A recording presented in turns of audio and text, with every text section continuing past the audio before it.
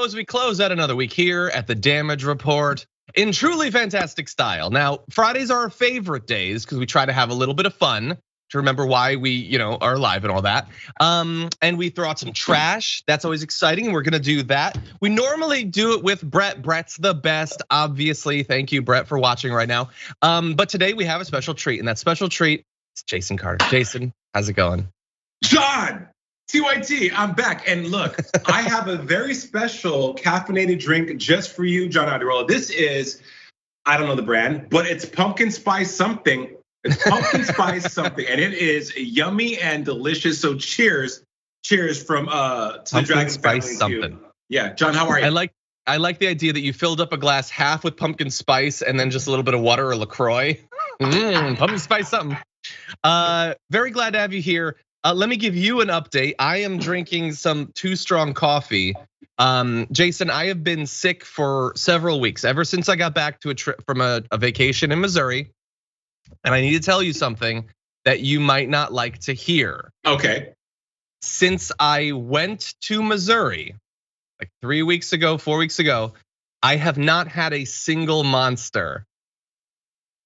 Well, and listen, go ahead. Mm-hmm. Well, I'm gonna spread. Hopefully, the only possible misinformation of the show is that I have had for a long time, and this is gonna sound really bad.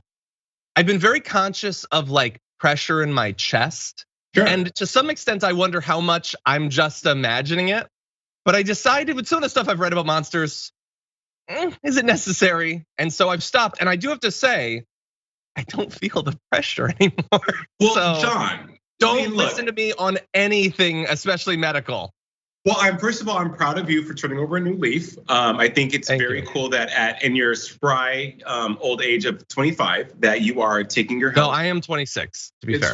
Excuse me, 26. My bad. But I haven't had a Monster in forever either. I gave them up, man. They didn't taste good anymore. The Java one wasn't doing it for me. I was really jittery. I was talking really fast, and you normally know I talk very fast. So I don't mind it.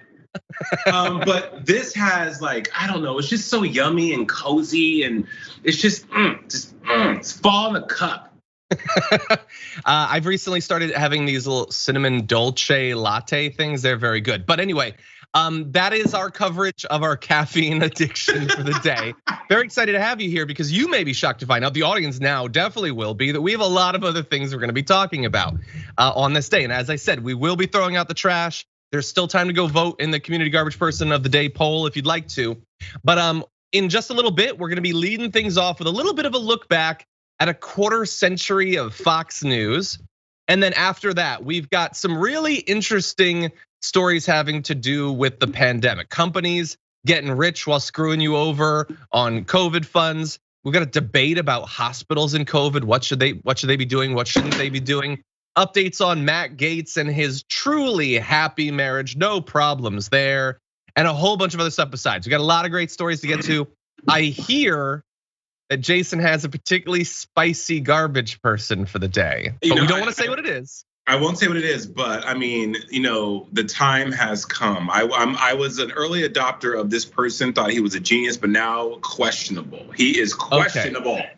So I will say, there are like a few people you cannot say a negative word about on the internet. You got your like Elon Musk, Beyonce. You got your, well, why would you say anything negative? I'm just saying. Anyway, there's several. This is one of those people. So have fun. Oh my God, I'm a little bit worried. And I love this person too. So we're gonna see what happens. Anyway. It's one of the rare times I know what the garbage person is. With all that said, thank you for being here, everyone, on this glorious Friday. Please hit the like button and share the stream if you haven't already done so. If you want to send us tweets, comments, super chats, all that, we'll respond once we get into our breaks. But with all of that and all of that, Jason, you ready to talk about some news? Yes, let's rock and roll. Let's do it. Okay. It is the 25th anniversary of Fox News, which is a big achievement, and they're gonna be celebrating. But we decided for fairness, TDR is gonna provide a little bit of a different angle on things. So they've hit 25 years. What have they done with those 25 years? Now, we do media criticism, we do critical coverage of the media, and we frequently talk about the inane BS that they cover, and we will be doing that later on today.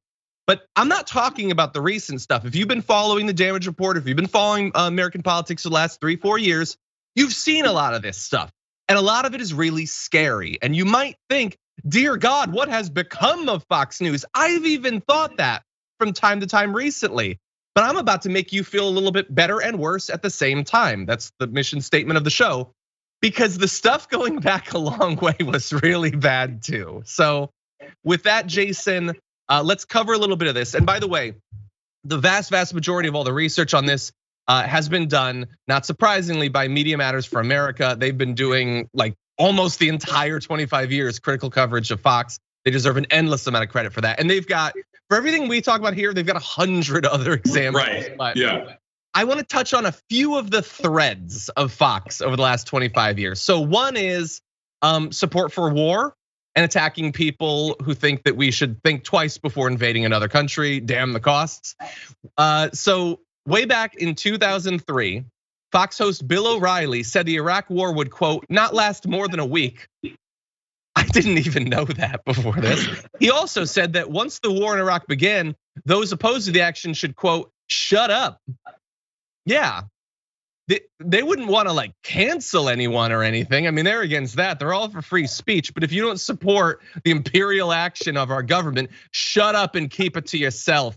But not for long, because the whole thing's only gonna last about a week. Now we have the benefit of hindsight, Jason. It lasted, I think, 3 to 4 weeks, so it was a little bit longer, that war. But yeah, that's just, man, you can make any prediction you want. It doesn't matter how wrong you are, and you'll be just fine. Sure, I mean that leans on the same prediction that the former president of the United States said. Hey, you know what? The country will be open by Easter. In the midst of like the only pandemic we have seen in this lifetime, at least in my lifetime, yeah, Fox News. There's more though. This list is very good, very good. As you said, we have to really give kudos to Media Matters because just the buckets of information they have imbued humanity with is otherworldly. Give us some more. Yeah. Oh yeah, I will. And by the way, like they have one art. They're doing tons of stuff about this, and we're gonna have more in the future. We're gonna be looking back on them for a bit, but they have a list of 400, and I want to talk about every single one of them, but I won't. Now, bad predictions about the war, but to be fair, it's hard to make accurate predictions when you don't know anything about the region and don't care to find out, and that lasted for years. Here's a map of the region, or is it? Because that ain't where Egypt is. I'm not an expert on a lot, but I did live in Egypt for half a year, and it ain't there. Anyway, that was in 2010. So 7 years into our occupation, they still didn't know where we were occupying. Okay, so that's fun. So Egypt is on the continent of Africa, yeah? Yes. Okay, cool. I had to question myself because hey, Fox News is balanced and fair journalism, and those journalists go hard for the truth. So I just want to make sure that I wasn't the crazy one. That's true. Well, exactly. It's a densely packed region, a lot of countries. Like some people don't know where Jordan is, but actually if you head west from Phoenix, you hit Jordan, then Nevada. I think. No, and you take a hard left at Albuquerque. Then you have to take that hard left.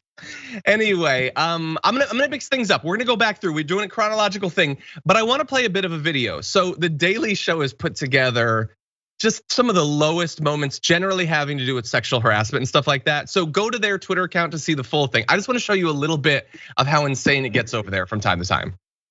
There's got to be some downside to having a woman president, right? Something that may not fit with that office. And many women who get pregnant are blasted out of their minds when they have sex. They're not going to use birth control anyway. All right, I got to go. You should stick to the thigh-high boots. You're better at that. Lauren, thanks for joining us. But didn't men give you the kitchen? Know your role and shut your mouth. My role as a woman. That is just amazing. I cannot imagine. Right, on network TV. Well, okay, listen, when he was being a douche to Laura Ingraham, she's the one that told LeBron and them to shut up and dribble. So I don't feel so bad for her. But John and everyone watching, what is so interesting about Fox News is that, okay, look, you have a platform to have your opinion. Fox News is born of people, as if you watch Bombshell and also any of the movies that came out about Roger Ailes thereafter. Fox News was born for a specific audience that absolutely has the right to the way they feel, their speech, their beliefs, their ideology. I get that, right? So you would also think that, hey, with the privilege of television, you would also exact good journalism, right? And also vet the people that are going on speaking to these people about what is happening in their world through their myopic view, through their lens. For Tucker Carlson to tell someone to wear thigh-high boots, or for Bill O'Reilly to say something, what did he say about, I cannot imagine having a woman president? And also you have two women to the side of you that are just like, you know what, Bill, you're right. It's well, they probably feel like if they actually stand up to him strongly, that could be the end of their career. Well, 100%. That's exactly what I was going to lean on. It's just that Fox News has had an opportunity to do a great job of sending their message, whatever it is, whether or not we agree with it, but doing it with, what's the word, integrity, and also in a way that's not belittling to the people that are watching, and they haven't done that. Sometimes I watch Fox News because I do watch Fox News to get a full scope of everything. I'm amazed that the FCC, that Jesus, someone hasn't put an end to a lot of the buffoonery that is broadcasted daily.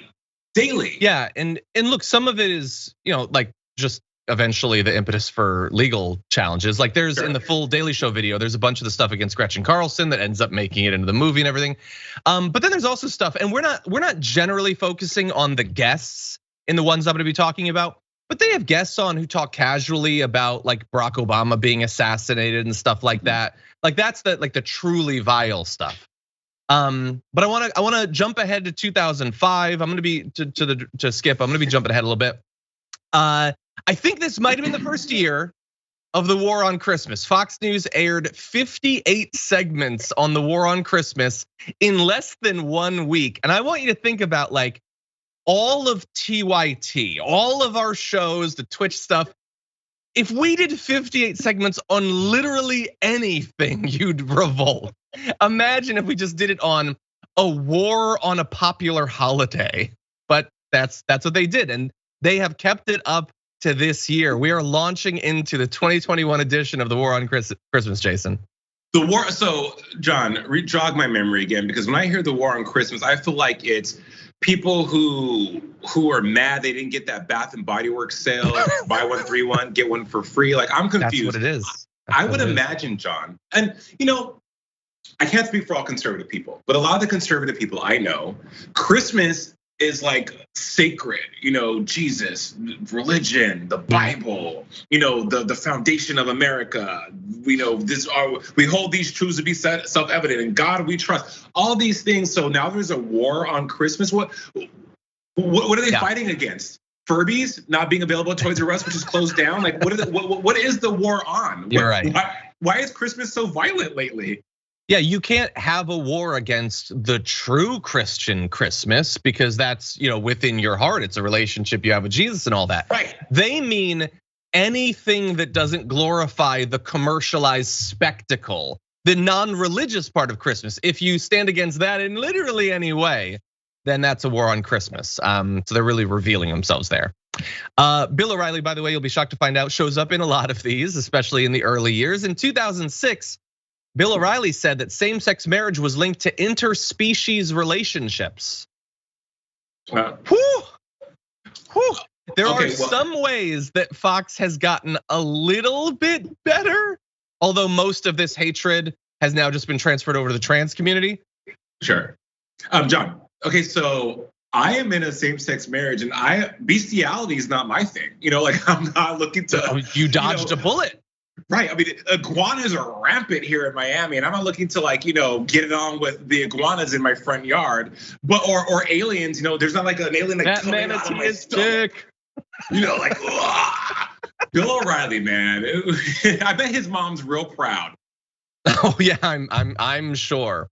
Let's see. Okay, so you have the anti-LGBTQ stuff that's been there for a long time. They had like a solid 8 years of some of the stuff they said about Barack Obama was so crazy. Let's see. In 2008, a Fox News host referred to Barack Obama as a Halfrican. Another Fox host claimed that the connotation of Obama's middle name is that he is a Muslim, potentially. So there was a lot of anti-Muslim stuff, a lot of he's both simultaneously too black for us and not black enough, whatever, depends on the segment, but we hate him no matter what. So there was a lot of that. Which, so it's very indicative of how Fox News has a complete disregard for what they're saying and also how they appear in public. Because you have Harris Faulkner, who's also a woman of color. You had Ebony K. Williams, who worked on Fox News, who are also black, right? Halfrican is a colloquialism in some parts of being biracial, right? A Halfrican, he's half black, he's half white. And I've heard that growing up, and I haven't heard it in the connotation that is a pejorative or something that's considered to be offensive. But of course, the way Fox News hurls that dagger it's absolutely offensive. And John, from an entertainment standpoint, it all boils back down to the people who are allowing this content and the directive, and its producers. They know. I almost feel like Fox News looks at the old Jerry Springer shows and thinks, how can we be that outrageous on TV while still keeping our journalistic somewhat, integrity intact? Like, how can we shock and awe? How can we be like the TMZ of political news? And they always attach themselves and lean on these old tropes of, we'll say things like African, or we'll always attack the little person. We'll always attack race, sexuality, women's rights, and religion. Those are always, those get great ratings. Nothing is ever founded in actual, the cornerstones of journalism, I would imagine, factual and actual reporting and vetting things and making sure that what we spew to the masses is just that, actual and factual. Yeah. 100%. And I'm very glad that you brought that up. We're gonna show an example of exactly what you're talking about there, about the TMZing of the news. So they're gonna have, at one point, we're gonna go to the video next. They're gonna have a body language expert on, which is usually when everything falls apart, but to analyze when at one point Barack Obama and Michelle Obama did this to each other. This is how they intro that segment.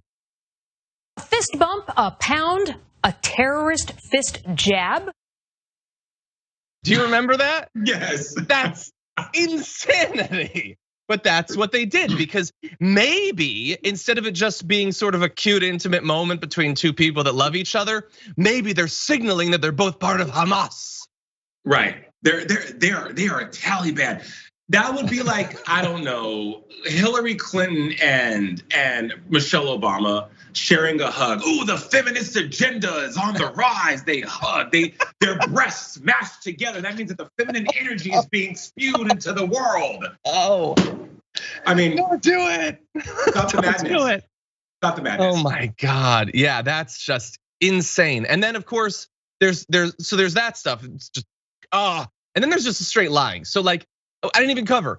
At one point, there was a poll of support for the Iraq war. It was like 32%. So Bill O'Reilly didn't like that. So he just said that it was 64. He cited that poll and doubled the support. So they will just lie. And here's a version of it. At one point in 2008, on Fox and Friends, there was this guy, Stephen Redcliffe, that they called an attack dog. They took a photo of him and made his ears bigger, his nose bigger, his chin bigger. They stretched his head to be vertical and made his teeth yellow. This was not a part of a comedy thing. They just made him ugly in a photo while they criticized him. I mean, in some ways, it's obviously less offensive than the terror stuff, the Islamophobic stuff, the homophobic stuff, but you can't do that. Right. Like, that's insane. That picture reminds me of, just for a correlation of how the media, be it right-wing media or just people who want to sensationalize any story, O.J. Simpson on the cover of Time magazine, The Black Mystique, right? How they made him darker, more brooding, more ominous, more nefarious to drive the story that O.J. was allegedly the killer of Nicole Brown and Ron Goldman. So I'm not surprised that Fox News would do this, because visually, they are controlling the narrative in that one moment, right? So all the people who watch in that moment are of course leaning on the words, accepting the words, and are interpreting the words of the authority, which is Fox News. So if you're showing me a picture of someone like O.J. Simpson, and the narrative and the stereotype is that all black people, all black men are these aggressive, murderous people, then I'm going to buy into that and further perpetuate the message I'm trying to be that's successfully being transmitted. So Fox News, I will give them this, John. They're very smart. They know where their bread's buttered, and they know how to get a reaction out of their viewers. Because at the end of the day, what is it about? Dollars and cents and ad dollars. People that are going to keep coming back and getting them their ratings to continue doing the work they're doing. So you got to give them kudos for that. They're pretty smart, if you will, for lack of a better word, in that capacity. But it's some of the stuff that they've gotten away with. I mean, talking about the assassination of a president. If me or you even tweeted something even close to that, yeah.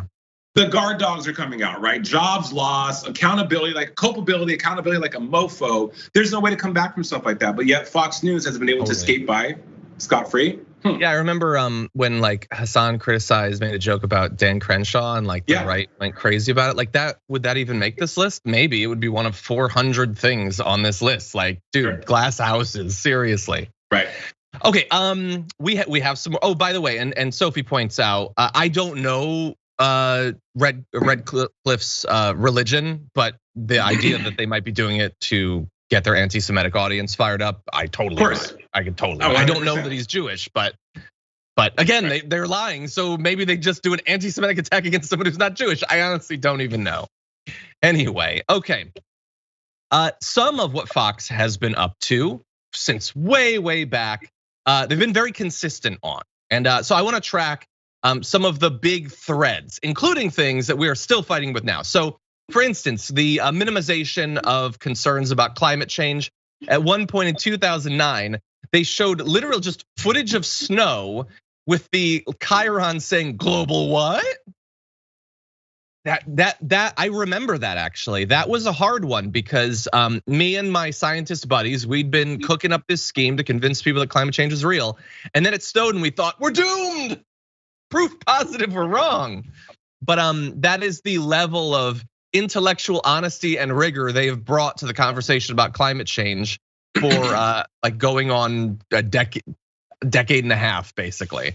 Well, John, Fox likes to tout their own experts and these Harvard graduates, Stanford law graduates, all these people from MIT that they bring on or for whatever. They love to have these experts who are just that, an expert in the field that they're trying to talk about to say, hey, this is what's real, this is what's what. Global warming is a thing, people. Global warming is very real, okay?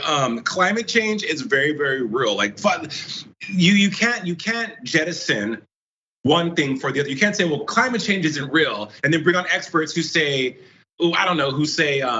that, well, there's a coin shortage or whatever. Yep, that's real. The expert said it. These are vetted, but yet these same people who are just as capable and also are experts in their field, years, borderline geniuses around the subject, you're saying, no, global warming. Are you sure global warming's a thing? I mean, there was snow for like a minute at Mammoth Mountain in California had snow. Climate, until it doesn't, there's no climate change. Right. My God. Another big thread throughout the years. Way back in 2009, Glenn Beck started spreading fear about the vaccine against H1N1. It wasn't just on Fox. In this headline, you can see that Rush Limbaugh is doing it as well. And also, Sean Hannity had on a guest to fearmonger about the vaccine, saying it had been rushed and wasn't necessary and all this. But I don't know, that makes me feel better. Like, oh, they've been against the vaccines this whole time. It's not a totally new thing, so that's wonderful. Wonderful, yeah. By the way, in 2011, they once again attacked people who care about climate change with this graphic of SpongeBob Green Pants. They were blaming SpongeBob for indoctrinating children about climate change. The graphic design is their passion, and so are chyrons. Anyway, let's see some of the support for police violence and opposition to popular protest in 2011. Fox host Megyn Kelly said pepper spray that was used on protesters is a quote food product essentially. That's a good point. That's a good point. When you pepper spray someone, it's food. It's food. Like they spray like it was peppercorns from Italy. Megyn Kelly, God bless her soul. Now, she's on YouTube doing really cool, very well lit YouTube videos, by the way. And I gotta see this. No, the Megyn Kelly show is now on YouTube. Yeah.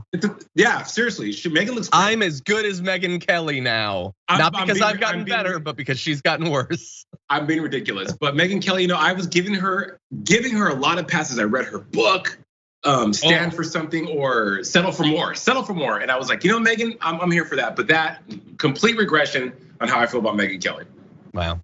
Okay, really fast. I'm gonna quick fire some at you, and then once we're done, you let me know what you think. Okay, so that same year, 2011, Fox contributor compared food stamps to a diet plan, saying she'd look fabulous if she had to use them. So why are you worried about not having food? You get thin or whatever. Let's see, in 2013, there was this YMCA facility that allowed Muslim girls privacy while learning to swim. They said that that's evidence Sharia law is now changing everything. If it was any other like fundamentalists that wanted special privacy classes, Christian, Jewish, whatever, they would never have said this. Let's be very clear about that. Sure. In 2014, Jesse Waters said that the statutory rape of a child isn't as bad if the female perpetrator is attractive. And Tucker Carlson said that reporting statutory rape is, quote, whiny. Well, you say, I mean, okay, like whatever. And you know what? Tucker Carlson says that about statutory rape until until something that's close to him takes a seat at his table, right? People always want to say something is whatever until it enters their life, and all of a sudden then they become over. I won't say emotional, but then they become more of a victim, and they want everyone to share in the trauma, everyone to share in the pain. 100%. Final two for Bill O'Reilly. 2014, he said that black people should have the words, quote, "don't get pregnant at 14" on their t-shirts. That's just Stormfront racism. That's all it is, but it was on Fox News. 2017, he asked if there was any difference between Black Lives Matter protesters and Nazis because he couldn't come up with any. So it's bad now. That is totally true. And there might be some ways in which it's worse than it was, but it has always been absolute garbage. Let's be clear about that. Right. And congratulations on hitting 25 years of garbage. Anyway, wow, that was too much fun. We're gonna take our first break. When we come back, we got some updates on some pretty controversial topics having to do with COVID. We'll have that for you after this.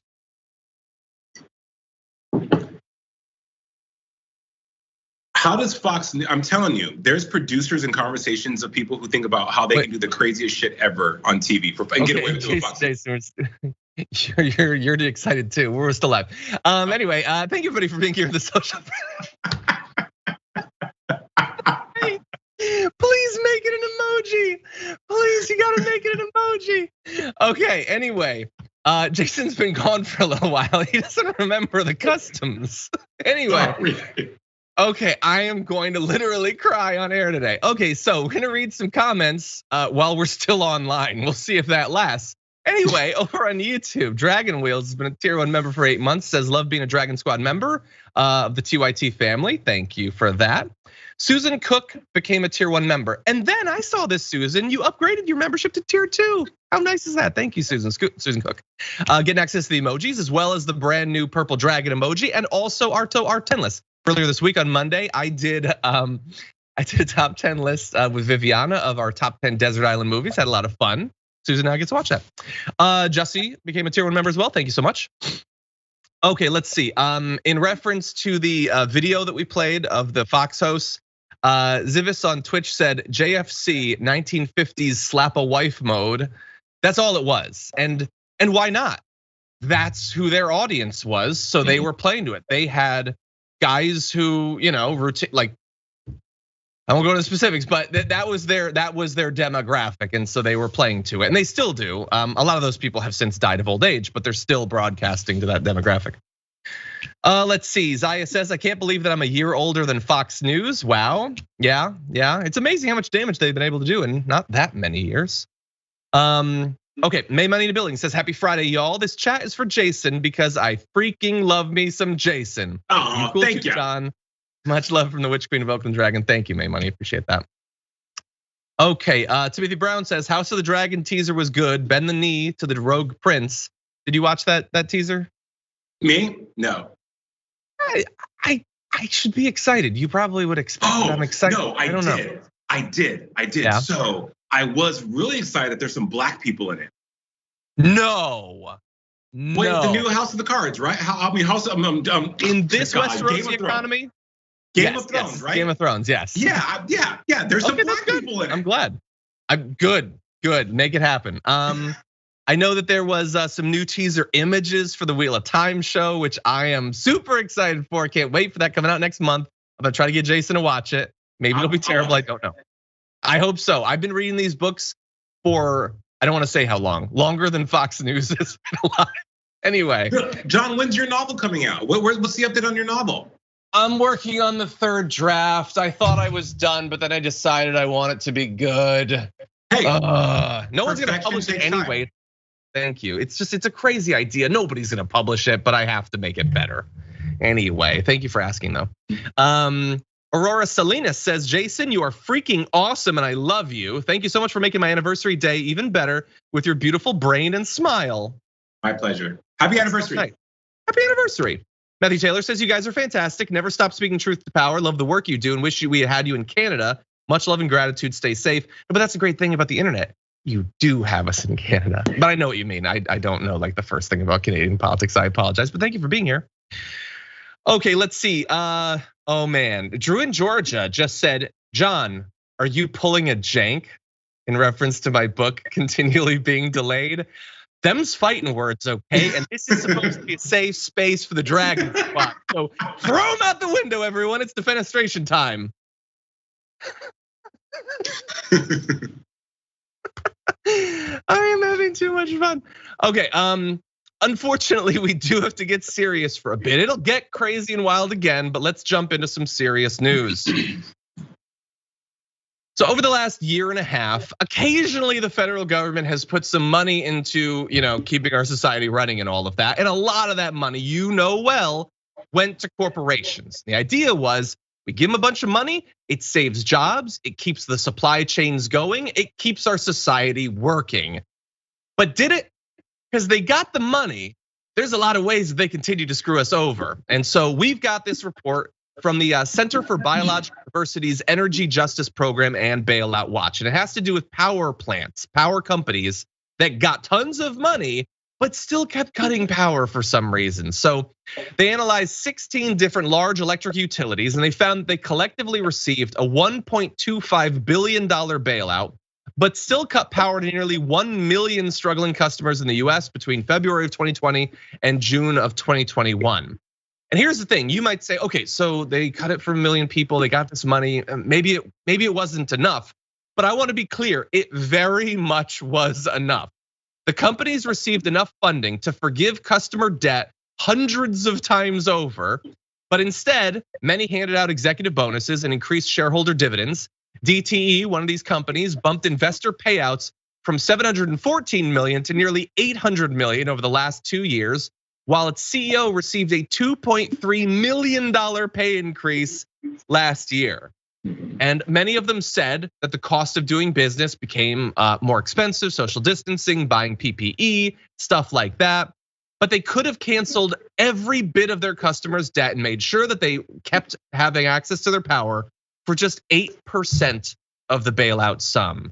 And when you think about what losing power, when you can't go anywhere, you might be dealing with the heat of summer and you're supposed to stay at home. They easily could have cleared the debt, Jason, and they just chose not to because they wanted to use the money for other things.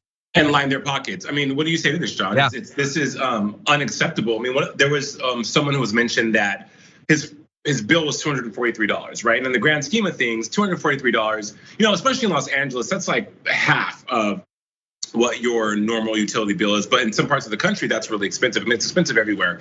And you hit the nail on the head, 8%, right? I think it was like millions, hundreds of millions of dollars. 8% is a drop in the bucket of what they could have done with that money. But we see this time and time again with over the years with company like MCI, Enron. All these people at their core are about lining their own pockets and making sure and taking care of self first, right? That's it. Who cares? And the simple fact that, I mean, you make a great point that hey, we're in unprecedented times still. Yeah, we're kind of coming back from the pandemic a little bit, right? The new normal is becoming the new normal now, but it's nowhere near as open or as free, or people aren't able to move to the world as gracefully as they were before the pandemic. You imagine major metropolitan areas like Detroit, even here in Miami, FPL, which one of the companies mentioned also took money from the government in a bailout throughout the pandemic and served a lot of customers disconnection notices, right? Yep. It goes back to even unemployment. You have, I don't want to mention California's unemployment, unemployment company, but there's places in states where they have been given this money, but yet they're still not paying people. And then now they're sending out overpayment notices. Like, well, wait a minute, I didn't even receive money. Now you want me to pay you back? It's all messed up. It's all founded in greed and self-serving nature. I would imagine that's it, because how else can you explain it? The cost of doing business was way more expensive because of the pandemic, but only 8% of that money could have been used to take care of this much of a problem in the grand scheme of things. You could have went on with your day, spending the rest of your millions, giving all your shareholders more bonuses, but they chose not to. Yeah, and look, we know both during the summer months and during the winter months, in Texas alone, we had devastating loss of life because of power outages. So if you would like to learn about all of this and believe that nobody died as a result, feel free to do that. I can't make that equation work out. But yeah, these companies, look, this is just one section. These power companies, 6 in particular, were really bad. But we know a similar sort of thing is happening with the money that was supposed to stop people from being evicted. Very little of it has actually gone out to the people who need it most. We needed this help, and thank God we got some of it. But some people made a ton of money off of this. And by the way, what's up? It's interesting hearing about so the moratoriums and the end of the assistance throughout the last year and a half when it comes to the pandemic. If you listen to the radio and listen to politicians and political figures talk about it, it's almost as if they have such a disdain for the fact that this money was even given, and they take pride in saying, yep, assistance is ending this week. It's almost like it was their money to give away, and they're waiting for a return or a repayment of the loan, and they're not getting that. There's this vitriol in their voice about that, instead of taking the other side or seeing the other side of the coin that, hey, yeah, people have, as you said, devastating loss of life, devastating loss of that's like the pinnacle loss of life, right? But there's so much trauma that has come of the last year and a half that I don't think these companies, as much as they want to be performative and have all these cute commercials during Hulu, and you walk into Wells Fargo and you see, we're doing this, it's BS. Yeah. Because the proof is not coming out.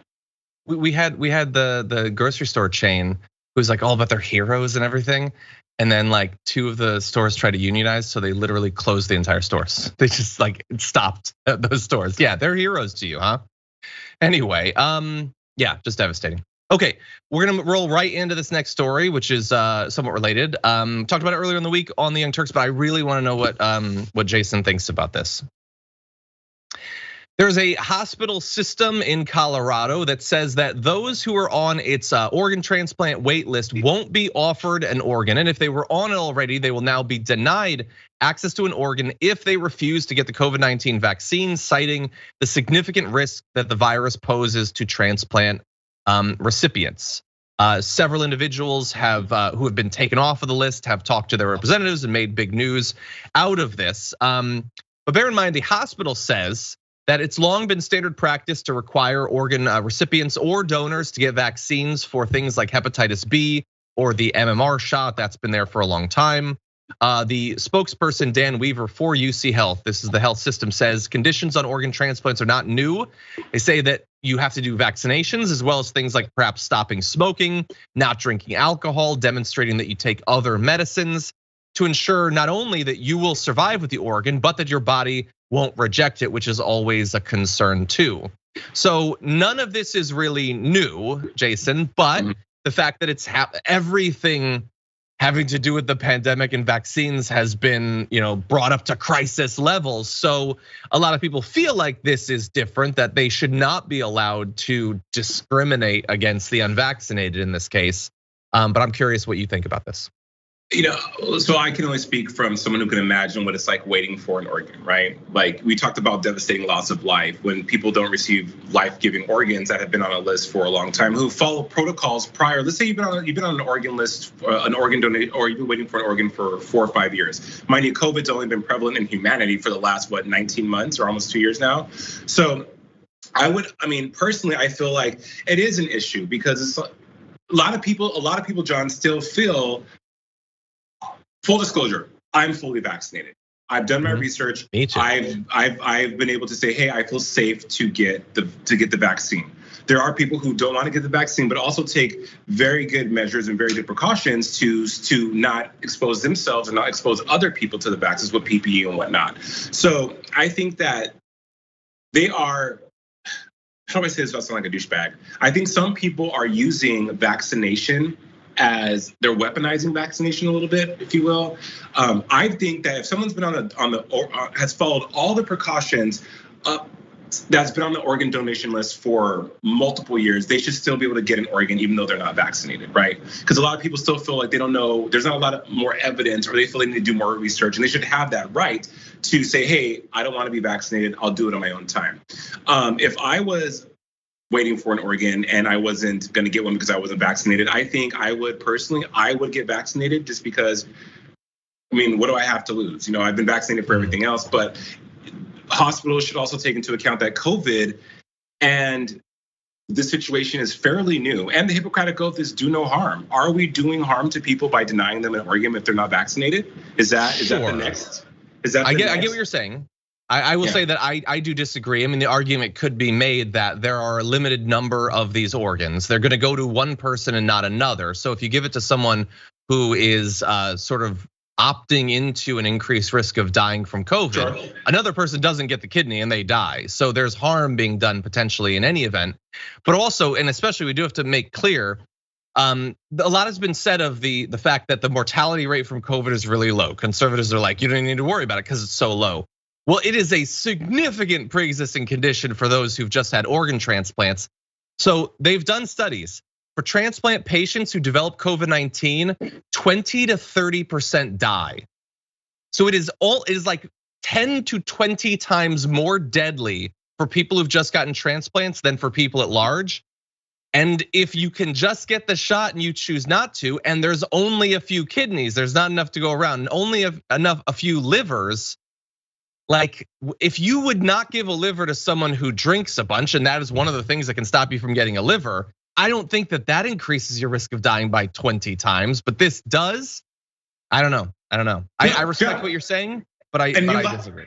And I welcome that different viewpoint, John, because I think the numbers don't lie, right? If they're saying that 30% of people who have had an organ transplant get COVID and pass away, yeah, that's very alarming. I think for me, two sides of it. If you want to be two minds about it, I think it's autonomy over someone's health, right? Taking away that choice, and that's a conversation a lot of people have beyond waiting for an organ, right? That's a conversation we're seeing now about, well, I don't need to get vaccinated. We have companies. A company I work for currently has released a mandate that says, hey, if you're not vaccinated or have uploaded proof of your vaccination by December 1st, your employment is terminated within 24 hours, the next day, because we have companies really taking sorry, dog, my dog just tried to lick my butt. But so John, like what you're saying, yeah, you're completely right. I just think about the choice that people that want to have in regards to vaccination. The numbers don't lie. 30% of people will die from COVID after having a transplant. Hey, then transplant. Hey, get the vaccine. Yeah. But for your own sake, if not. Yeah. Right, because and you also make a great point too, is that hey, there's not like a surplus of kidneys going around, not a surplus of lungs going around that you're kind of robbing Paul to pay Peter in this instance, because you're taking from some person taking from one to give to the other, hopefully successfully.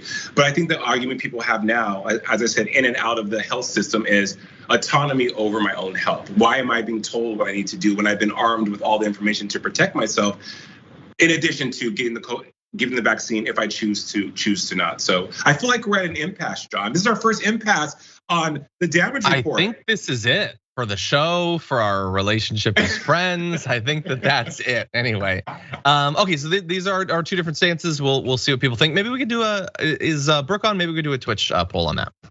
But for now, we do have to take our second break, and I will remind both our audience as well as Jason that we are going to be live during this break. But anyway, we'll have a lot more news after this. Sorry about that. Right now, like even doing that, you're live. Anyway, I know. Okay. Hi guys. Okay, no worries, everybody. And I really do hope that we get that as an emoji. We're gonna have to see about that. Anyway, okay, hello everybody. Thank you for being here. Let's see what's going on out there in the audience. Angry Little Nobody says in the super chat, Angry Little Dragon checking in. Following cinema into a bathroom discussion is just more liberal civility BS. They get mad and attack the Capitol. We get mad and debate whether following her is too mean. Sure, we've discussed it. I disagree with some people disagree with me. I've been attacked by a lot of right wingers on Twitter for a tweet that I had that wasn't even about whether you should do it or not, but anyway. Okay, let's see. Vicky Gray says, I'll buy your book, but hurry because I'm old. Have a great weekend, y'all. Thank you. You say that, but you haven't seen the cover or read the back cover copy. You might not in the end, we'll see. And by the way, my idea for my second book, or my next book I should say, is probably even weirder. Anyway, Umberto Morera says, wow, and PG&E is especially terrible, talking about the power plants. Yeah, they're not just the shutoffs, they're burning the whole state down, so that's cool. Let's see. I also saw from Umberto, and by the way, both of these are very big, generous super chats. Thank you, Umberto, for your support of the network. Says, people make a lot of bad choices, but should we cover them? I'm no saint, so what should happen? Well, look, individual hospital systems are gonna make different decisions. I'm sure that they already do on a lot of different things. I would just say, let's try to avoid the problem altogether by having as many people as possible become organ donors. Let's reach a point where there aren't 15 to 17 people dying every day from there not being enough organs. Yeah. And it's very easy to do. There's no cost to you. It literally can't be a cost because you're dead when it's needed. Dead. So you're dead. Anyway, Tanya Kramer says, here in South Dakota, companies and Governor Noem all took money but didn't help the people for whom it was meant. So frustrating. One of the worst states. I agree. Dragonpool says, John just said my favorite word, defenestration, the act of throwing someone out of window. Great word with many wonderful uses. Thank you. Well, I think it's just got the one use, but thank you. Let's see. Wayne says, go Jason, and thank you, John. Thank you. Hey. Savage Dragon says the hot mic moments are everything. Sure, might get canceled, but we'll see. Okay, Harbinger Dragon says, John, you just said you don't watch non-MCU films. Okay, look deadpan into the camera and tell me you never watched a Spider-Man release in the past 10 years. No, I was obviously exaggerating. I'm just saying I generally prefer superhero movies that are in the MCU. I did watch the Spider-Man movies, and I liked the early ones. I haven't seen the newer. I've seen the MCU ones. I haven't seen the ones with what's his face. After Tom Holland. No, I've seen the Tom Holland ones, and I've seen the Tobey Maguire. I haven't seen the middle guy. Andrew Garfield. Thank you. Yes, you're right. Okay, let's see. Ray Turner says we hit 1K likes. Show us Jason's dog.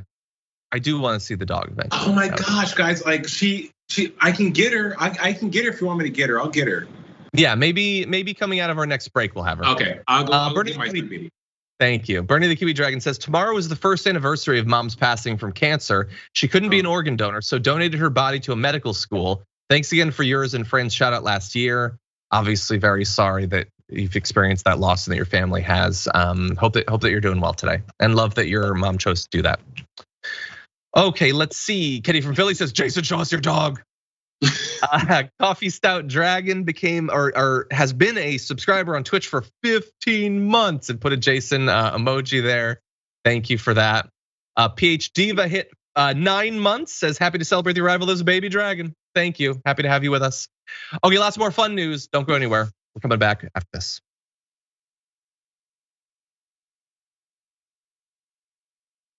Okay, everyone, before we jump back into the news, let me let you know a few things that are happening. Later on today is the Power Panel, and I will be leading the first hour with Cenk Uygur and Ben Carollo.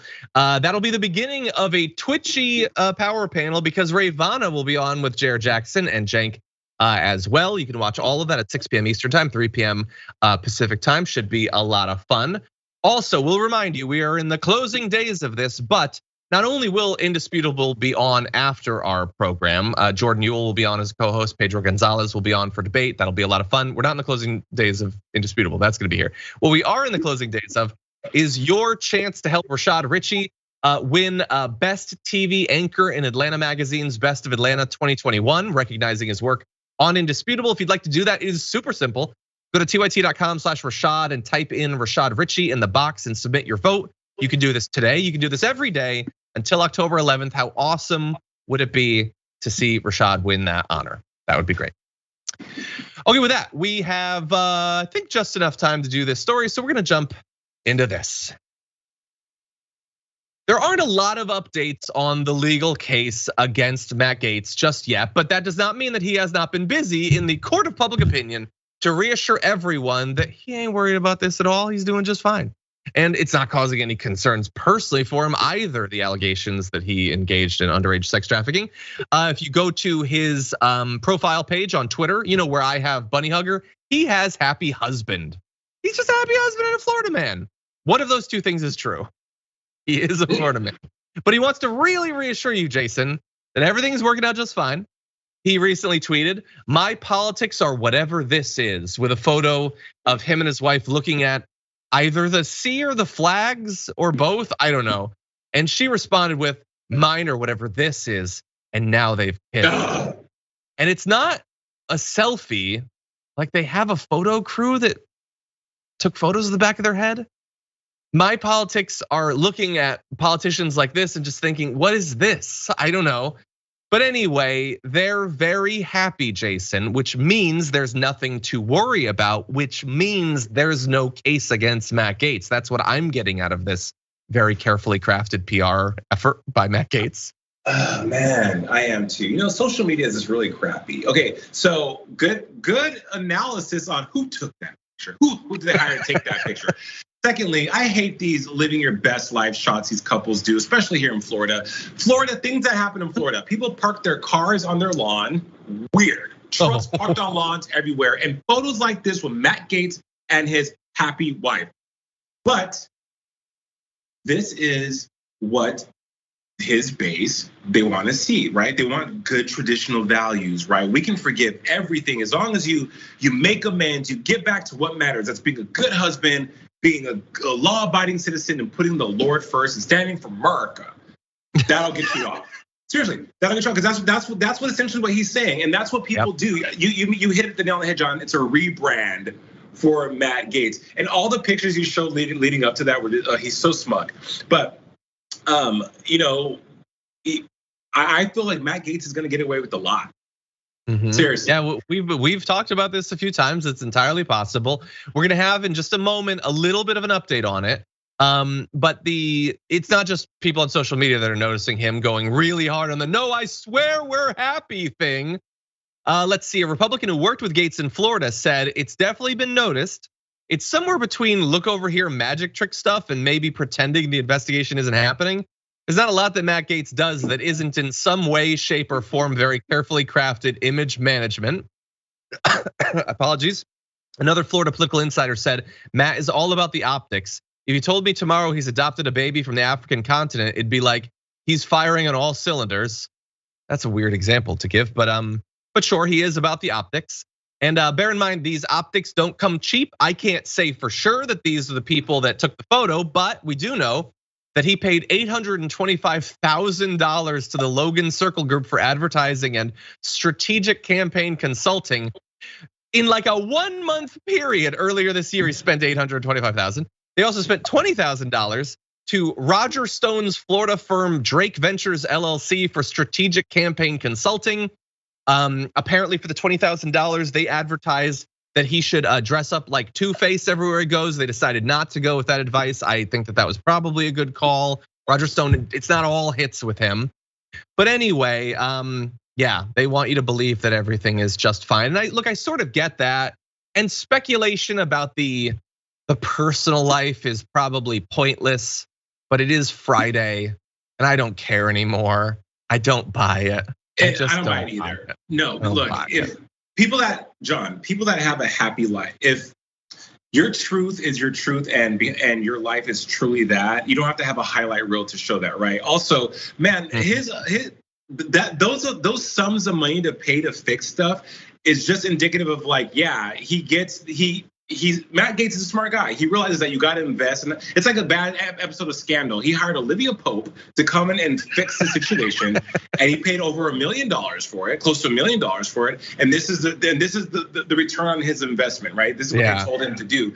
And politicians that are that desperate to stay in the zeitgeist, to stay in control, to get whatever power they're trying to get to ascend to whatever level they want to ascend to, a price tag, nothing. Yeah, it's nothing. 100%. Like that that's pocket change. He would have spent more if he could. It bothers me for the reasons we've said. It also bothers me because it really preempts. My wife and I paid $100,000 and we had a photographer come, and it was a photo of the back of our heads watching Squid Game. And now it's just gonna seem like we're mocking them when it was really what we wanted to do with $100,000. So thanks, Matt Gaetz. But anyway, he's still facing these allegations, by the way. Joel Greenberg, former Gaetz associate, has pleaded guilty to sex trafficking a 17-year-old, said that he witnessed Gaetz having sex with the 17-year-old and that she was paid to do so. Gaetz has denied all of this, but the update recently, we didn't report on this, is that Greenberg's lawyer this week asked a judge to delay his sentencing another 5 months until March as Greenberg continues to cooperate with the government. That might mean that he has more. It might also mean that he hasn't delivered enough. So maybe that's good news, maybe that's bad news. I'm honestly not even sure. Yeah. Well, I mean, that was a cute picture. Yeah, I bet you they have like really like just like boring sex though. They look like a boring sex couple. Oh, Jason. I mean, granted, it's Friday, but it's Friday. No. Now, I do want to mock him just a little bit more. We're not doing a full story on this, but maybe this is the last of the Stephanie Grisham things dropping. But Stephanie Grisham says that when Trump, quote, needed someone to tell him how awesome he was, he'd call Matt Gaetz, who would sing for his supper. That is so sad, man. And like, it's not sad because you're the hype man for somebody. That's not sad. You can be the hype man. And if like Bernie needed me to talk to him every once in a while and tell him that he's great or whatever, I'll do that a little bit. I'll sing for my supper. But it's who you're doing it for. He ain't great.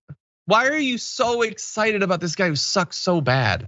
Yeah. And by the way, she also said he would do anything for Trump and a TV hit, though not necessarily in that order, which I love. And it's totally true. That's so totally true. True. He is. Anyway, okay. I did want to let you know the results of the poll. Thank you to Yeetwood Mac on Twitch for doing this poll. Should the unvaxxed stay on the transplant list? Yes, had 0% of the vote, 100% of the vote for no. Damn, they have thrown Jason out of the window. They have. And let me just say, look, super fast. We gotta close. Yeah, I agree with that. I'm just saying two sides of how probably some of them are thinking about it. What you said, because I respect you.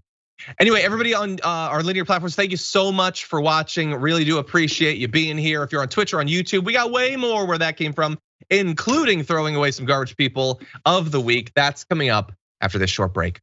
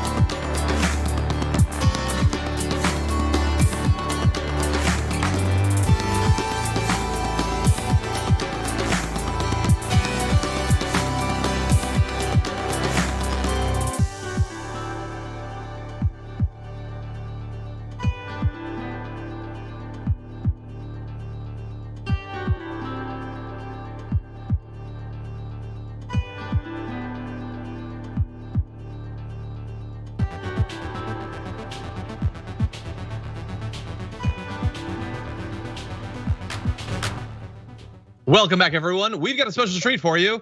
It's a dog. So much dog. Oh my God, he's gone. This is Valentina. Say hi, baby. Valentina, welcome to the family.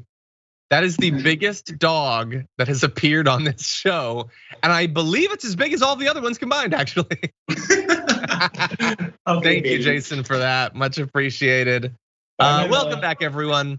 Jason and I have got some more stories coming at you in just a minute, including the garbage people of the week. But first of all, I wanted to read some of our super chats, including Umberto had given these two very generous super chats. Thank you so much, Umberto. Also, Vicky Gray with a very large super chat says, show us some love and let us see your dog. Consider yourself loved. John, just put your name on the cover. I'll buy it with blank pages. I mean, that could save me a lot of trouble, honestly. I can do that. Love from Santa, blah, blah. Thank you, Vicky Ray, I appreciate that. And it will come out someday. I want it to be good. Want it to be good. Raylan says, Matt Gaetz, a tool and his money are soon parted. I hope. Cabbage Merchant says, I enjoy the damage report. John is my favorite YouTube personality. Thank you so much. I'm not my favorite, but thank you for that. I do appreciate it. We disagree, but that's okay. That's fine. Thank you. Let's see. Yowie Dragon says, put some cinnamon into the ground coffee powder and then make it as usual. So delicious, yummy cinnamon coffee. Gotta do that. That's a good idea. Okay, Fonsui says this segment is about Fox. I thought you said this was about news. I feel cheated. Yeah, but most of their audience has been cheated for a quarter century, actually. Kyle hit 10 months on Twitch. Thank you for that. Crafty Keither hit Force, has been a member for 7 years or so. Damn. Says board games rule. You're very right. Thank you. Stray hit 4 months. Thank you. Venomenon hit 9 months. Says Subba Wubba. I notice a pattern here to the language. Stray gifted 11 subs. Thank you so much. See, Courtney hit 11 months on Twitch. Thank you. Striper hit 5. Thank you. Mother effing Woman Dragon gifted 5 tier 1 subs. Jesper gifted a sub as well. Thank you to everyone. With that, we got so much we gotta get in here. So let's jump into this next story. California has now become the first state to outlaw what is called stealthing, or what most people would call rape. But specifically, it's the non-consensual removal of a condom during sex, which was legal. The law was signed by Governor Gavin Newsom yesterday, making it a civil offense under state law for someone to remove a condom without their partner's consent. The new measure amends the state's civil code, adding the act to the state's civil definition of sexual battery. It means that victims can sue perpetrators for damages, including punitive damages. State Assembly member Christina Garcia, who sponsored the legislation, says for a majority of the people, it's like, yeah, it makes sense that this is immoral and it should be illegal. And apparently she decided to write this bill after reading a law journal article by Alexandra Brodsky back in 2017. That got people talking about this. And I wanna read just a small segment from that article that says, the experience of realizing that your sexual partner has no concern for your autonomy, your individual dignity, your right to make decisions about who you have sex with, when and how, that's a terrible violation regardless of whether a physical injury occurs, regardless of whether a pregnancy occurs. And apparently, according to one study in Australia in 2018, 1/3 of women and about 1/5 of men who've had sex with men had experienced stealthing. Jason, what do you think about this? This is not new. Like, first of all, I support this 100%. I think that this is good because I know people who have been victims of stealthing and have ended up with diseases that aren't curable. Pregnancy can happen, but also there's HPV, gonorrhea, herpes, HIV. Like, there's a lot of things that go along with this, and I support this 100%. I think that consent is real. Have a conversation if you can about how you want to have sex and what that entails, and then proceed with the sex. But stealthing, no, should not be happening. I'm in full accordance with this. I cannot believe that it was just like, whatever. I guess. No. It's frowned upon, but I guess you can. No, that's crazy. Mm-hmm. Consent is not consent to everything. Right. Everybody understands that, even if some of them might be right-wing a-holes who will say that they don't get that. Let's test their definition of that in a different direction, see if they believe that consent is consent for everything. It's not. You get to consent to particular things, and even once the act of sex is started, that is not where consent no longer is a concept. We should all get this, and it should be reflected in the law, and I'm glad that it happened. And thank you to both Christina Garcia as well as Alexandra Brodsky for helping to not only get this conversation started, as you point out, it's not a new thing, we do need to talk about it, but maybe now that it's passed in one state, it might pass more broadly. And so that is certainly good news. Yeah, for sure. Okay, let's jump into our next topic. I apologize, we are going from something very serious to utter nonsense, but unfortunately these people are and will remain powerful for some time. So hold on to your butts as we launch into this video. Is a very good drug. Its safetiness has been proven for decades. It even won a Nobel Peace Prize. And it is absolutely irresponsible for the Biden administration, the CDC, Dr. Fauci, and any of these doctors to be advising people to not prescribe it. Okay, so she identifies that it's irresponsible for Dr. Fauci to give people this medical advice, while she, a person who doesn't understand the difference between Nobel Prizes and the Nobel Peace Prize specifically, is telling people that they should take the sheep meds. So look, yes, Ivermectin did win a Nobel Prize, not the Peace Prize, because it's medicine, it's not the ending of a war. But anyway, scientists William Campbell and Satoshi Amora won the 2015 Nobel Prize in Physiology of Medicine for their work showing that ivermectin can be effective in treating against infections caused by roundworm parasites, which is very good news for people who are suffering from roundworm parasites. But unless those roundworm parasites got COVID, it don't matter for this. And that's not to say, Jason, that it couldn't be shown to be useful. But as of right now, it has not been shown to be useful. And so simply taking medicine for something else doesn't cure whatever random disease you want it to. That's not how anything works. Didn't we put a muzzle on Mrs. Greene? No, we did not apparently. Wasn't she one of the most majorly canceled people? And I hate to talk about cancel culture, but did we get a handle on Marjorie Greene? This is how effective cancellation is. It just doesn't mean anything. Wow. This reminds me of when someone said that what was her, McEnany was a Rhodes Scholar, but she wasn't. she was it's similar to that. Again, Marjorie, hey, this is classic Marjorie, you guys. Classic Marjorie. What do you expect? Why are we shocked, John? 100%. Somebody just quoted, I love this line. At the time I thought, have you watched Squid Game? I've not. You have not. So there's a line from one of the characters that says, I'm not a horse, I'm a person. And when I heard that, I too thought, and thus the medicine should be different. And again, if it's shown to be effective, then we're gonna be totally about it. But I personally think, don't get a disease rather than just focusing on when I get it, and I will, I'm gonna be ready with a treatment. True. But anyway, our inability as a society to fight back in a durable way against nonsense wasn't just in that video, you're also gonna see it here. During my administration, everybody wanted the vaccine. There was nobody saying, oh, gee, I don't want to take it. Now they say that, and that's because they don't trust the Biden administration. I can think of no other reason. But they say, we don't want it, we aren't going to take it. When I was there, everybody wanted it.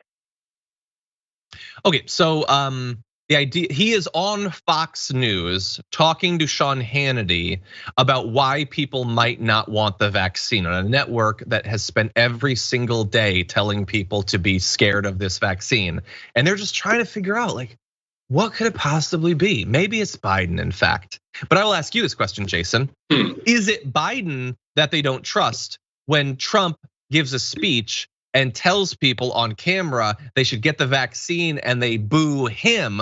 Who is it that they don't trust on the vaccine, do you think?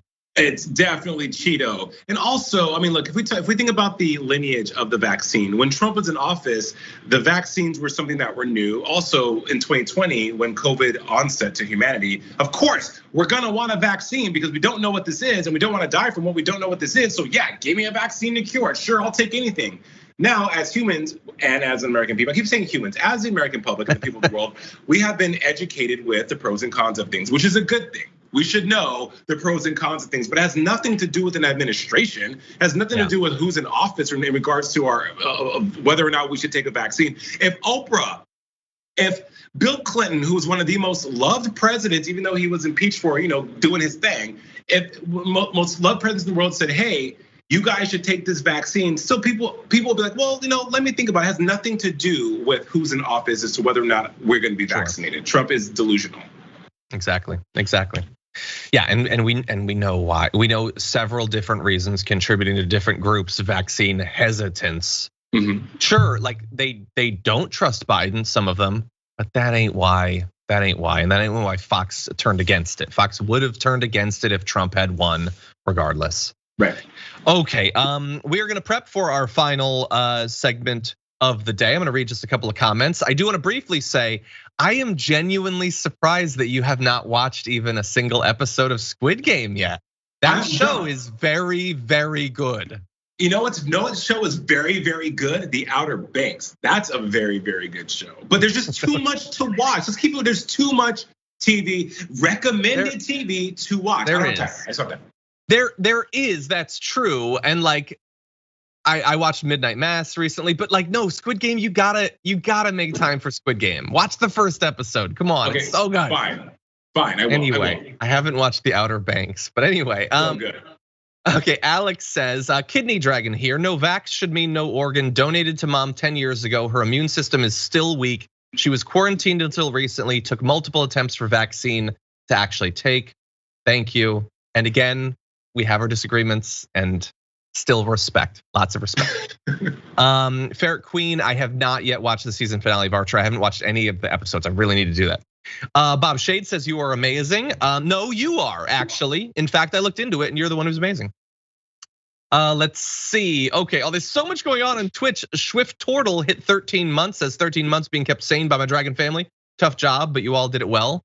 Thank you to everybody helping in that. Lavender Dawn gifted a tier 1 sub. Very nice of Lavender Dawn. Let's see. Postcards from Meh subscribed for 8 months. Sao Saber hit 8 as well. Cashion Out hit 6, says Progressive Carpenter. Hey, Progressive Carpenter, always good to see you. Says love you, John and Jason. Thank you. Technauseated hit 10 months. Double digits for Technauseated. Thank you.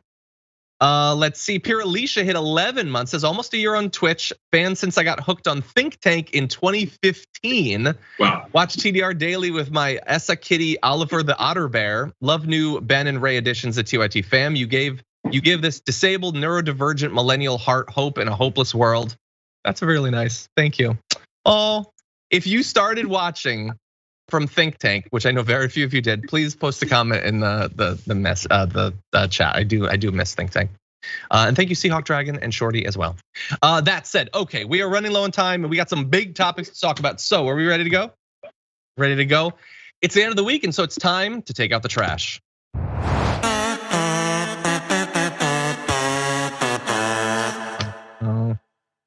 Okay, everybody, it was a trashy week. A lot of them have been. Jason, who was your garbage person of the week? All right, as we said earlier, I didn't want to say this because I'm a huge fan, but it's got to go to Dave Chappelle. And look, Dave Chappelle is, I know, John, get back here. John. Okay, listen, sometimes it's hard. It's hard to. The ads are already coming. I know. No, well, here's why. Look. Dave Chappelle is a comedian. We have a lot of friends that are comedians, John, and they say that nothing is off limits in comedy, right? But recently, in his recent Netflix special, or his comedy special, Closer, he made some pretty, I would say, controversial remarks about gays and trans and the LGBTQ plus community, saying that, hey, the LGBTQ plus community is, making all these strides and they're doing it. Versus, if the black community would be in baby oil and booty shorts, hey, maybe we'd be further along as well. He doubled down on some other comments about the trans community, which enraged, of course, Glad and other people. And again, some comedians feel that there is nothing off limits in comedy. It's the joke, right? It's to make people laugh. Everything's in jest. But I think now in 2021, we got to be careful about that. I've talked to, and I don't want to say any names of these comedians I've had conversations with, but even they feel the same way that, hey, it's a different time. And the argument is, John, this is my craft. Why do I have to compromise my artistic integrity? Why do I have to change who I am and take away from what makes me a comedian? Said comedian. to be PC, to be right with the world now, but the world's different. And when you double down on things and also bring up other disparaging instances like the baby making comments about HIV and being gay, and hey, like, you know, if you didn't perform fellatio in a parking lot, you're good, you won't have it. Stuff like that, that's really harmful, erroneous, and you double down on that and kind of support that. That's a problem, Dave Chappelle. Love the dude, so talented, has been through his own trials and tribulations, has come out on the other side of a lot of things, very successful and brilliant. But you kind of got to do better. So I would say he's not a garbage person. He's in timeout. Chappelle's in the garbage timeout. He's in the timeout. What about a garbage view or a garbage thing? He's on garbage pickup duty. So let me say, knowing ahead of time this isn't going to stop one of the many dislikes or ads or whatever. Dave Chappelle is my personal favorite comedian of all time, and I also think he's objectively one of, if not the greatest stand-up comic of all time. However, you get to criticize what he chooses to spend his time on in the same way that he is a very analytical, critical person. He would not feel stopped from criticizing anyone. So if we criticize him, we use our free speech. I would say we're more in the vein of a Chappelle than those who say, how dare you? You don't get to criticize Dave. He's a saint. No, we get to criticize everything. We're full-grown humans. We can do that. You can joke, I think, understanding that I am a straight white male. I think you can try to joke about anything and it can be funny. There are lots of comedians that make jokes about straight white males that I think are hilarious. You could, and again, I'm not part of the trans community, but I'm assuming many people in the trans community think you could joke about the community if you came from a place of understanding it was actually funny. Right. He has now done extended segments on the trans community in 4 consecutive specials. Is it his best work?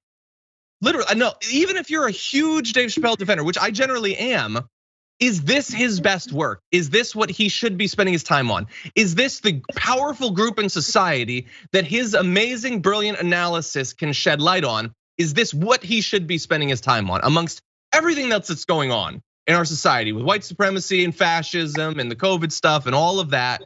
Even his greatest defenders do not actually think that this should be, for the rest of his life, 20% of his output. Nobody actually thinks that. And the issue isn't just that it's not funny or whatever. It's fundamentally, it isn't even just that he does not, after all this time, understand the community. Clearly he does not.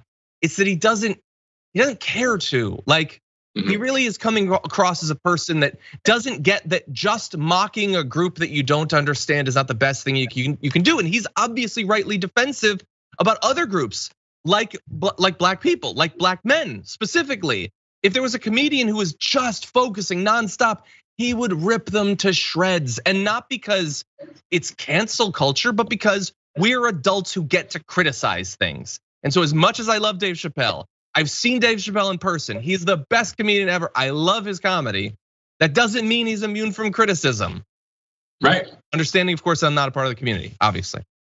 Yeah, I mean, it's. And I think that goes across the board for anything. I mean, we're in a time now where criticism is par for the course. Criticism. If you're not being criticized for like, I'm probably gonna get people on Twitter right now like, Jason, I can't stand you. But then you're not doing your job. And I think Dave Chappelle, as you said, brilliant mind, right? And he's criticized a lot of things. I am LGBTQ plus, and I'm also black. So some of the things he said in that documentary were just like, hey, I got 2 strikes against me because I'm both of those things. But I just feel like when you have that kind of platform and the power of your words are just that very powerful, you got to be a little bit more responsible. And or I don't know what his thought process is. I don't know how he arrives at what his set's going to be or why he chooses to do the things he does. But I would imagine that he thinks, okay, look, this could be an issue for people, and he's even addressed that in his other documentaries. And what was the last one he did? He's like, you guys are gonna hate me for talking about the gays. Sure. He says that, like, he's fully aware. So, but he doesn't like the pushback. Every comedian has that. They don't like feeling like they're being told what they can say or not. And so he's a proud guy and he's pushing back against it. I just don't think it's necessary. Yeah. But anyway, we only got a couple more minutes, so we got to get to the last garbage people, including mine, and I'm gonna get ready for the community one. My garbage person of the week is a classic, and for a very weird reason this week. Sorry, but it's gonna be Tucker Carlson. It's also kind of Alex Jones, because Tucker Carlson is just cosplaying Alex Jones at this point. He just tells people what he thinks they want to hear. Damn the facts. Listen to his theory about Joe Biden's broadcast environment. Biden's handlers are doing everything they can to prevent us from noticing that he's not really in charge. Take a look at the latest example. These are pictures of a fake White House set that the Biden administration has for some reason constructed across the street from the actual White House. It's in an auditorium at the Eisenhower Executive Office Building. Why go to the trouble? They already have a White House. Well, Stephen Miller spent the last 4 years in the White House as an advisor to Trump, and here's his explanation for it, because he would know, quote, the reason Biden uses this bizarre virtual set for televised meetings and not an actual room like the East Room, the Cabinet, the Oval, the Roosevelt sit room, et cetera, there are a lot of rooms. The reason he does this is because it allows him to read a script directly from a face-on monitor and without teleprompter glass that can be seen on camera. Oh. Now, we can't verify that that's true, but it certainly sounds right. Well, and that's, as a journalist, we can't verify it, but it sounds good. And it gives me the feelies I like in my feely center. So I'm just gonna say that it's true. He created a fake set. He created it. All of these are things that Tucker Carlson is saying. It's not true. It's not a fake White House. It's a place for meetings. Why not just use the Oval Office? Well, I don't know. The Oval Office doesn't have a lighting grid in the top and room for an audience. And also, he didn't create it, and it would have been very easy for Tucker Carlson and his big, he's got a whole staff and crew and everything. They could have done this research. They chose not to do that. So what you actually saw, and it wasn't just him. Stephen Miller was talking about this, Charlie Kirk and others. It's the South Court Auditorium. It's a place where they hold high-profile events. Biden has done it, and Kamala Harris, and so has Trump. And so has Obama before them. For more than a decade, they've been using this room because it's easy to do, to virtually bring people in. It's got the tech for that. It's got room for an audience. It's a high tech spot for doing filming. And he didn't have a problem with it when Trump was doing it, but he likes the idea that Biden is so, incompetent that he's only doing it so he can use a teleprompter. And it's a theory that makes a lot of sense because you certainly couldn't bring a teleprompter into the Oval Office. None of this makes any sense whatsoever. But his audience wants to believe not only that Biden is incompetent, but that someone else is pulling the strings. It's a fun little conspiracy theory, and sure, he can't prove it, but it certainly feels true. Mm-hmm. And more importantly, you know what feels good? Ratings. And he knows that this conspiratorial nonsense will bring those. Super fast comments, we got like no time. All salient points, John. You took the words right out of my mouth. I try to. And let's see what the audience thinks. So those are our garbage people of the week, but looks like 33,000 of you voted this week. And here are your top 5. Number 5 this week with 3% of the vote is Senator Grassley for congratulating a Korean judge on her people. Oh God. Number 4 with 4% of the vote is Stephanie Grisham for her hypocrisy on writing tell-alls. That's a funny one. Number 3 with 10% of the vote is Bill Maher for his bizarre defense of cinema in Mansion. That's a great one too. Coming at number 2 at 12% of the vote is right-wing media for claiming Fauci is canceling Christmas. What a bunch of dinguses. But number 1, blowing away with the competition with 71% of the vote is Joe Manchin for eliminating 2/3 of progressive priorities. Thanks a bunch, Joe, you suck. Anyway, thank you everybody who voted as well. And most importantly of all, thank you, Jason Carter, for joining us on Fridays. So much fun, thank you. So much fun, glad. I know I talked too much today, but hey, you had me fired up. It was the pumpkin spice coffee, man. It does just to get you jittery. It gets you jittery, like my heart on Monster. Anyway, where can people watch more of your content? You can go to my website, Jason Carter Official on Instagram or on YouTube at Jason Unleashed. Thank you so much. Hope to talk to you soon. And everyone, thank you for watching. I'll be leading the first hour of the Power Panel with Cenk. We've got a very twitchy lineup. It's gonna be a lot of fun with Ben Carollo and Rayvana as well, so you're not gonna wanna miss that. Indisputable is coming up soon. Jordan Ewell is gonna be on. They're diving deep with Karens today. So great little crossover event there. So don't go anywhere unless you're on our channel on YouTube, in which case you should go to Indisputable's channel, obviously, so you can watch. But until next time, stay safe out there, stay sane out there. We'll see you soon.